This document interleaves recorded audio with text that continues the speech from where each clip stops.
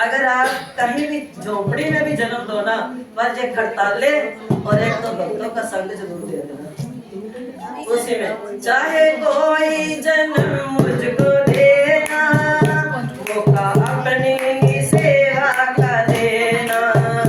चाहे कोई जन्म मुझको देना, मौका अपनी सेवा का देना।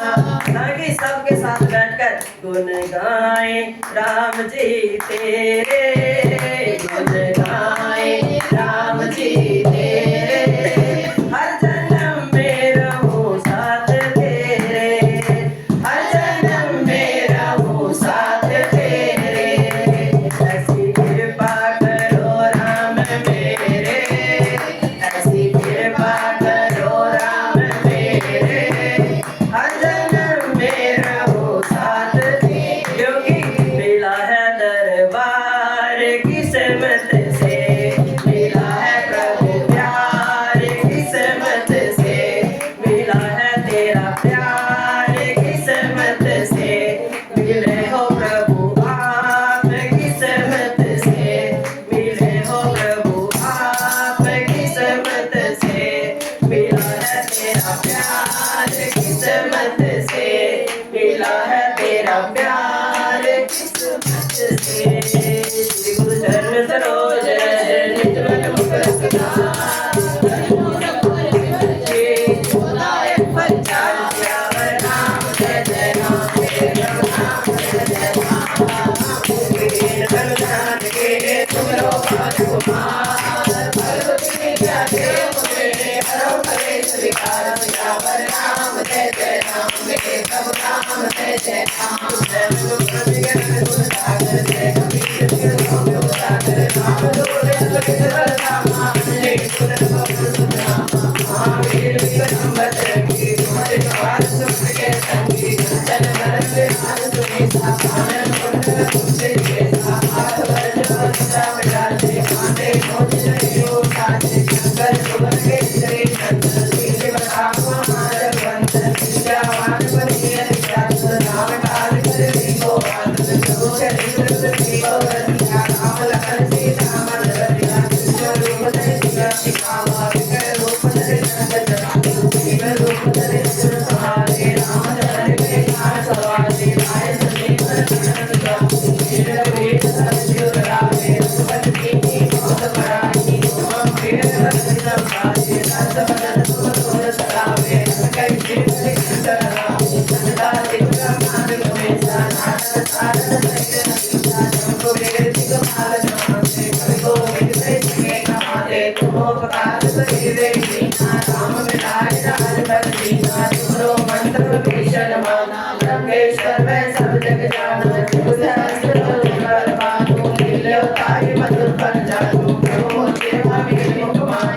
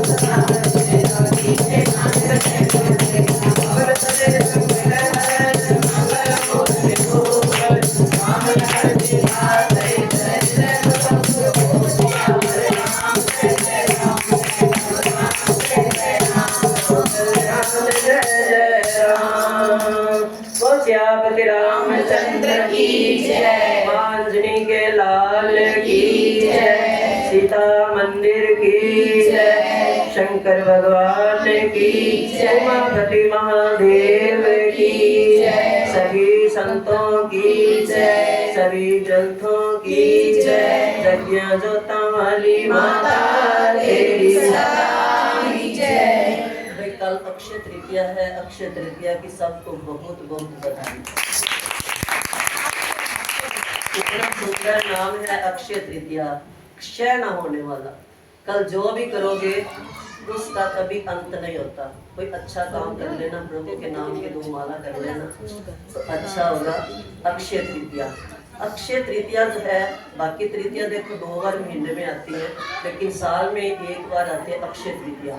आपके तो वैसे ही कहते हैं, इसमें बहुत गुणों वाली आ रही है।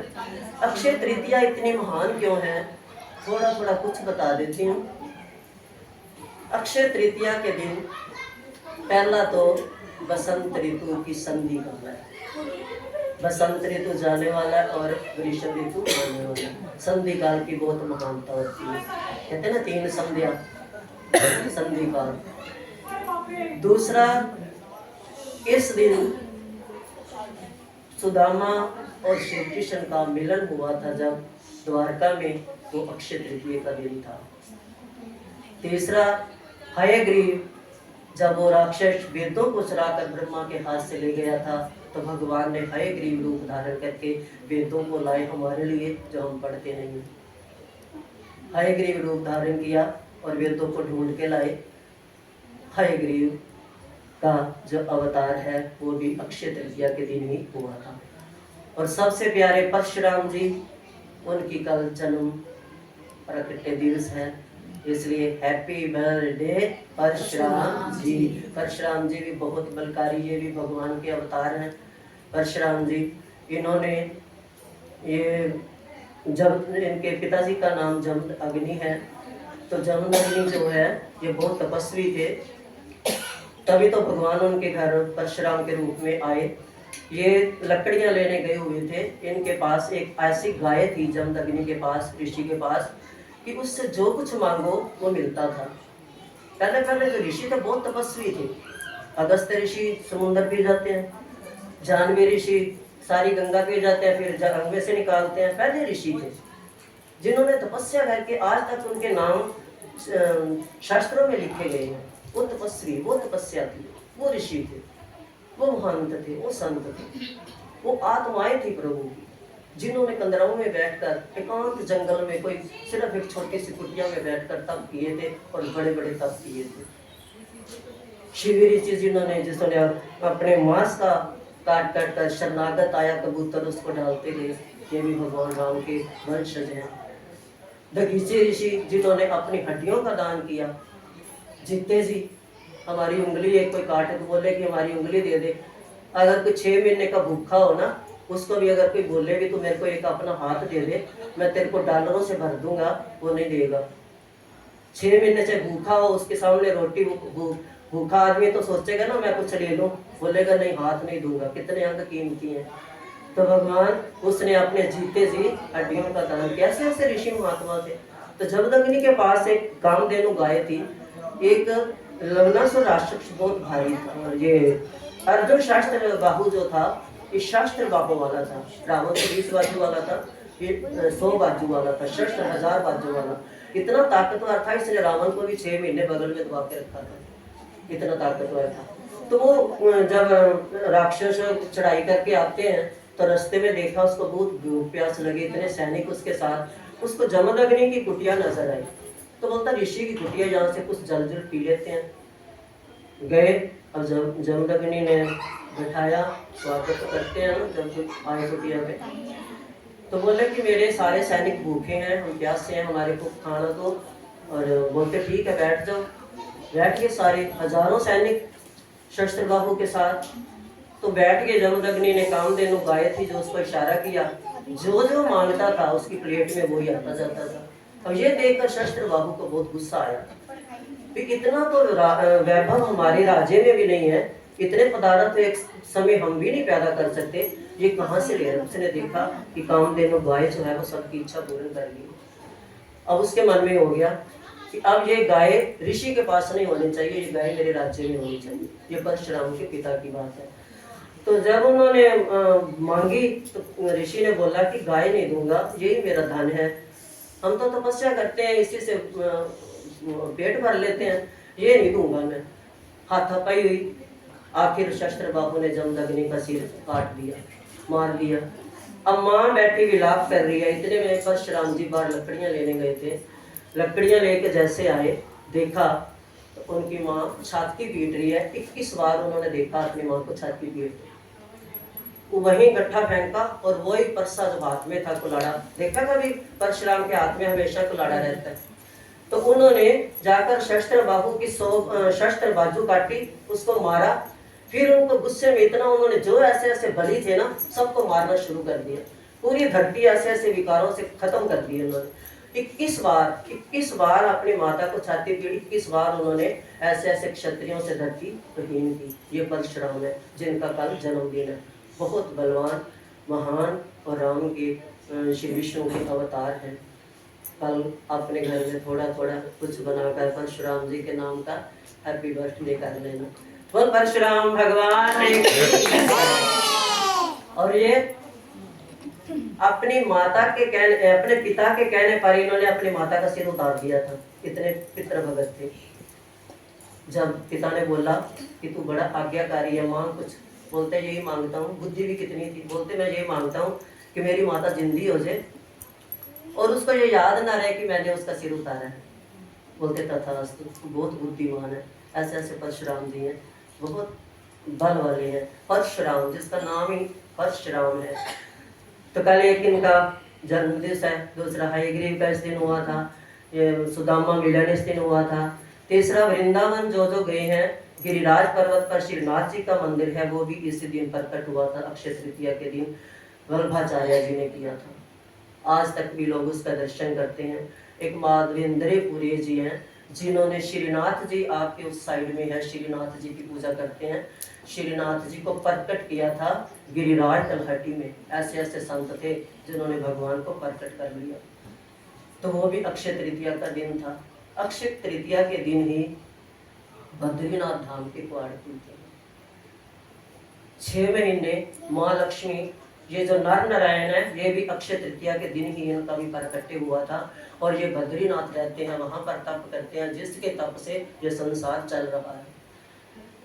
तो 6 महीने लक्ष्मी माता आप पूजा करती है विष्णु भगवान की, और 6 महीने लोगों के लिए दरवाजा खुलता है। वो कल के दिन खुलेगा। कल बहुत रश होगा वहाँ पर, बहुत वहाँ का राजा जो हिमाचल का है, सब वहाँ का पुलिस, बहुत श्रद्धालु वहाँ पर जाएंगे। और जो पुजारी जाता है वो साउथ से जाता है और साड़ी पहन कर जाता है। साड़ी से पूजा होती है हमेशा, वैसे साड़ी से ही पूजा होती है माँ। तो वहाँ लक्ष्मी 6 महीने पूजा करके, जब खुलेगा ताले लगे हुए हो, जब खुलेगा ऐसे जैसे अभी कोई पूजा करके निकला है, क्योंकि माँ लक्ष्मी अपने हाथों से विष्णु भगवान की 6 महीने पूजा करती है। ये भी अक्षय तृतीया के दिन ही खुलता है। और नर नारायण का अवतार भी अक्षय तृतीया को हुआ था। और अक्षय तृतीया को ये जो जैनियों के ऋषभ देव हैं, इन्होंने 13 मास तक व्रत किया था बिना अन्न जल। इन्होंने जब पारण किया था, वो भी अक्षय तृतीया शुभ तिथि देखकर कि आज मैं पारण करता हूँ, गन्ने के रस से पारण किया था ऋषभ देव जी ने। ये भी भगवान का अवतार है।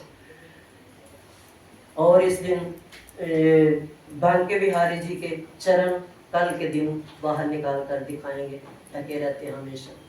कल के दिन बांके बिहारी जी के वृंदावन में चरण दर्शन होंगे।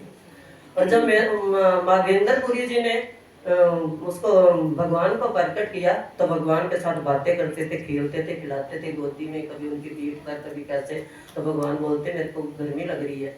बोलते आपको भी गर्मी लगती है, तो भगवान हो। बोलते हाँ लगती है ना, मैं नर बना हूँ ना, तेरे जैसा ही तो हूँ। जा जगन्नाथपुरी से जाकर चंदन ला और वो मेरे को लगा, मेरे को ठंडक आए।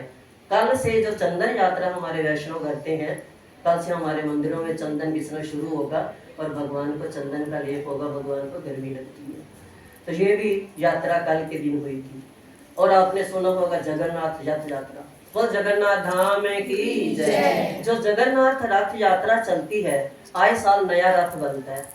और जिस दिन पहले दिन शुरुआत होती है, वो अक्षय तृतीया के दिन करते हैं। वो भी कल के दिन शुरुआत होगी रथ बनने की।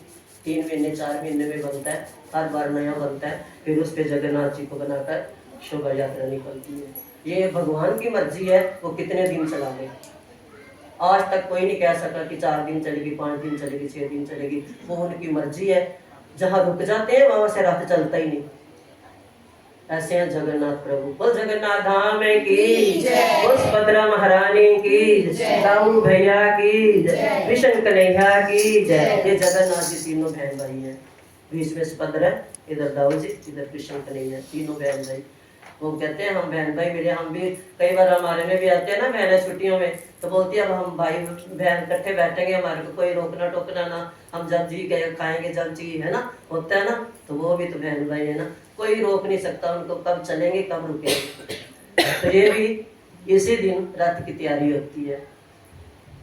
और बहुत इस दिन अक्षय तृतीया वाले दिन बहुत ही महान महान भगवान, महान महान ऋषि मुनियों तपस्वियों के इस दिन पूजा पाठ आरंभ करते हैं, क्योंकि इस दिन जो है वो अक्षय होता है।